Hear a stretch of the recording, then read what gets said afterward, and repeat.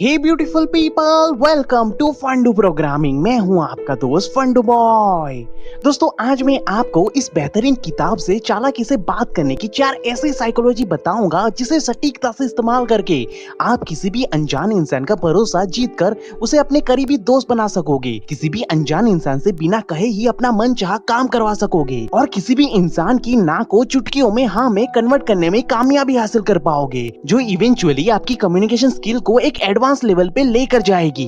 तो दोस्तों, इन सारी रहस्यमय चीजों को सटीकता से जानने के लिए इस वीडियो को पूरा जरूर देखिए। और अगर आपको इस किताब को खरीदना है तो उसकी लिंक मैंने डिस्क्रिप्शन बॉक्स में ऑलरेडी दे दी है। दोस्तों, यहाँ पे पहली और सबसे महत्वपूर्ण बात आपको ये ध्यान में रखनी है कि कम्युनिकेशन करते वक्त आप सामने वाले इंसान के साथ आंखों में आंखें मिलाकर बात करो, क्योंकि एंथ्रोपोलॉजिस्ट की रिसर्च ये बताती है कि आंखें रोमांस का इनिशियल ऑर्गन है। क्योंकि जब आप किसी व्यक्ति के साथ इंटेंस आई कांटेक्ट बनाते हो तब हमारी हार्ट बीट में एक सडन बदलाव आता है और हमारी बॉडी फिनोलेथिलेमाइन नाम का केमिकल रिलीज करती है, जो हमें प्यार भरी खुशी का एहसास दिलाता है।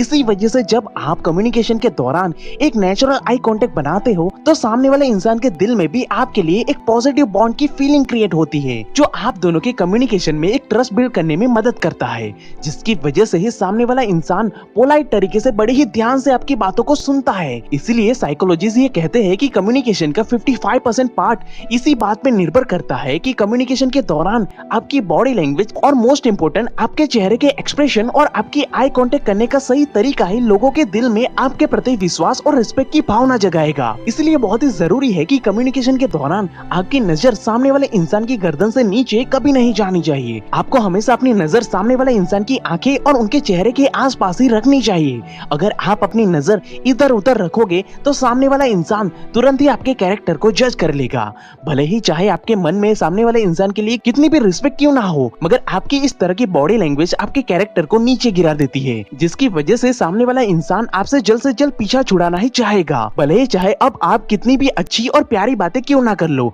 मगर फिर भी अब आप दोनों के बीच में एक विश्वास पात्र बॉन्डिंग कभी नहीं बन पाएगी, क्योंकि साइकोलॉजिस्ट ये बताते हैं कि लोग केवल 7% ही आपके बोले हुए शब्दों पे ध्यान देते हैं, जबकि वो 55% आपके आई कांटेक्ट और बॉडी लैंग्वेज पे, 38% वो आपके बोलने का तरीका यानी कि आपके लहजे पे और बोलते वक्त आप किस भावना से किस इमोशन के साथ बात करते हो उस पे ध्यान देते हैं। तो अगर आपको पहली मुलाकात में ही किसी भी अनजान इंसान के साथ एक विश्वास पात्र बॉन्ड क्रिएट करना है तो इन 4 चीजों को बहुत ही सटीकता से ध्यान रखना, वरना लोग आपकी बातों से कभी कनेक्ट हो ही नहीं पाएंगे। दोस्तों, अगली बात आपको ये ध्यान में रखनी है कि किसी भी इंसान को पब्लिकली शर्मिंदा या बेइज्जती होना बिल्कुल भी पसंद नहीं होता।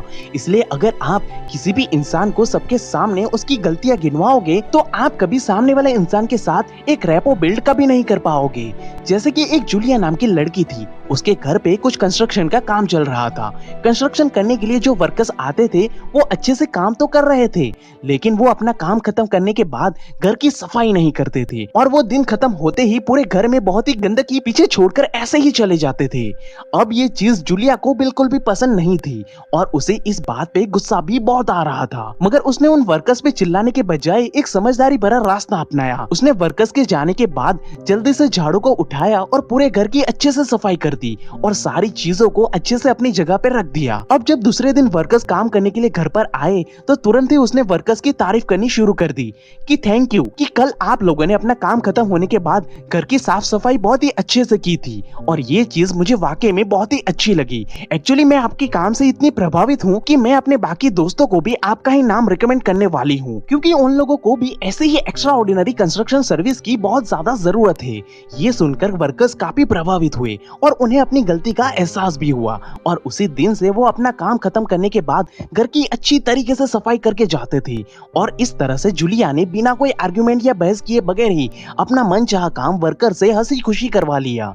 अब ऐसे सिचुएशन में जूलिया के पास भी ये मौका था कि वो मालिक होने के नाते मजदूरों पर चिल्लाकर अपनी मनमर्जी के काम को करने की डिमांड कर सकती थी, मगर उसने ऐसा बिल्कुल नहीं किया, क्योंकि जूलिया बहुत अच्छे से ये जानती थी कि अगर वो चिल्ला के या गुस्सा करके मजदूरों को समझाती तो उन्हें बुरा लग जाता और जो कंस्ट्रक्शन का काम वो अच्छे से कर रहे थे वो भी अब वो बिना मन के बेढंगे तरीके से करने लगते। इसलिए जूलिया ने कम्युनिकेशन की साइकोलॉजी का इस्तेमाल किया।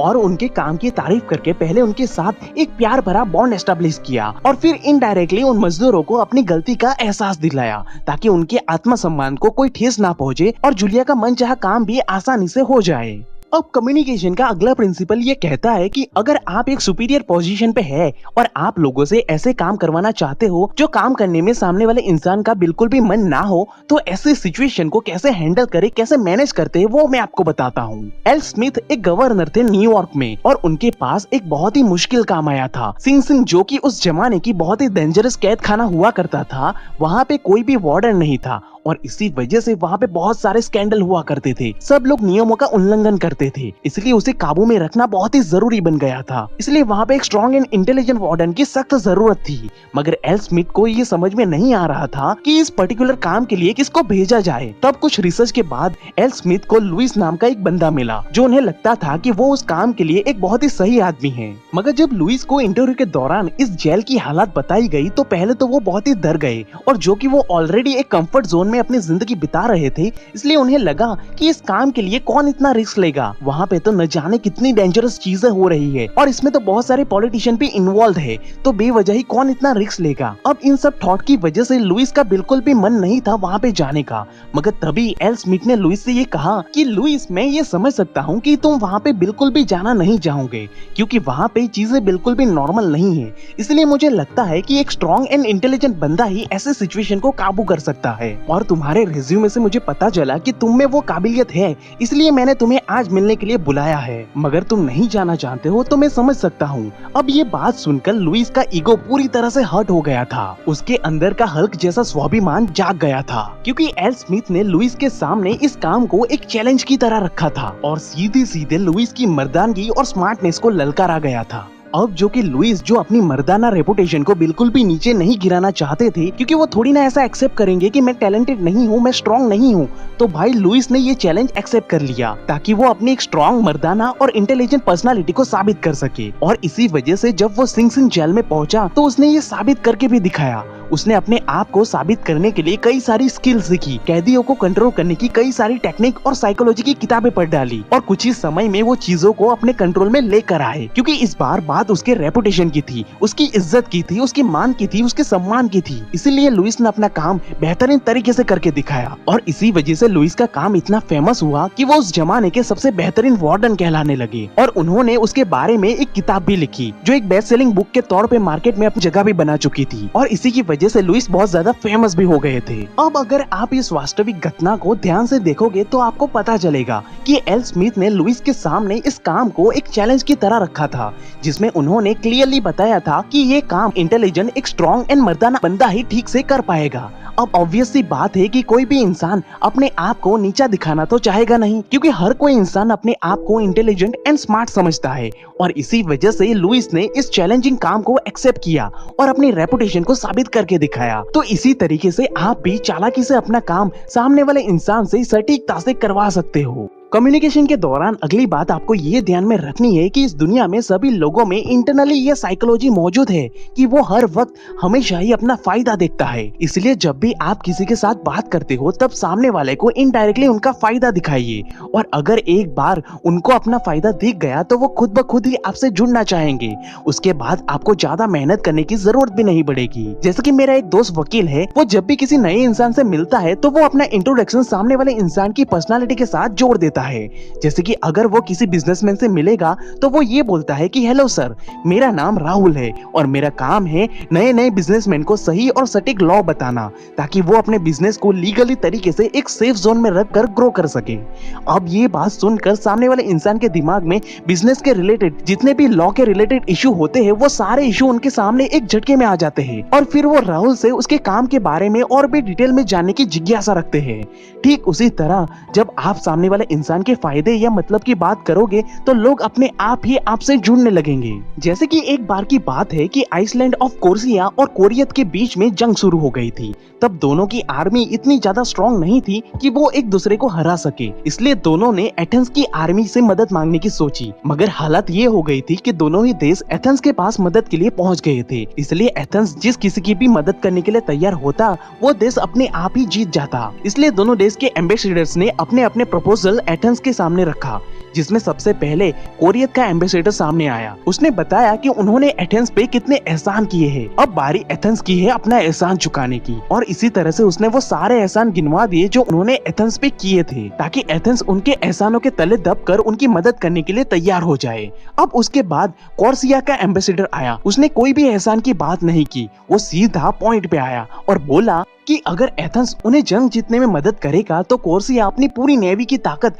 एथेंस को सौंप देगा। अब जो कि कॉर्सिया के पास सच में नेवी की एक जबरदस्त ताकत थी जो एथेंस के पास बिल्कुल भी नहीं थी, जिसे हासिल करने के बाद एथेंस अपने दुश्मन स्पार्टा को भी आसानी से हरा सकता था। इसलिए फाइनल डिसीजन में एथेंस कॉर्सिया का साथ देने के लिए तैयार हो गया। अब इमोशनली देखा जाए तो एथेंस ने बहुत ही गलत किया, मगर दोस्तों सच्चाई यही है, दुनिया ऐसे ही चलती है। ठीक उसी तरह दोस्तों दुनिया का हर बड़ा इंसान अपनी जरूरत की जंजीरों में बंधा हुआ होता है। इसलिए कम्युनिकेशन के दौरान जब तक आप सामने वाले इंसान के इंटरेस्ट की या मतलब की बात नहीं करोगे तब तक वो आपको एक बर्डन की तरह ही समझेगा और इसलिए वो आपसे जल्द से जल्द पीछा छुड़ाना ही चाहेगा। मगर जब आप उनके साथ उनकी मतलब की उनके फायदे की बात करोगे कि वो तुरंत ही चुंबक की तरह आपसे चिपक जाएंगे और आपसे पोलाइट तरीके से बातें करने लगेंगे। अगर आपको यकीन ना हो तो आप उसे अभी इस्तेमाल करके भी देख सकते हो। तो दोस्तों इनमें से आप कौन सी चालाकी भरी साइकोलॉजी का इस्तेमाल करके अपनी कम्युनिकेशन को एक एडवांस लेवल पे लेकर जाना चाहते हो, वो मुझे कमेंट करके जरूर बताइएगा, क्योंकि मैं आप सबके कमेंट्स बहुत ही ध्यान से जरूर पढ़ता हूँ। And at last thank you for watching guys.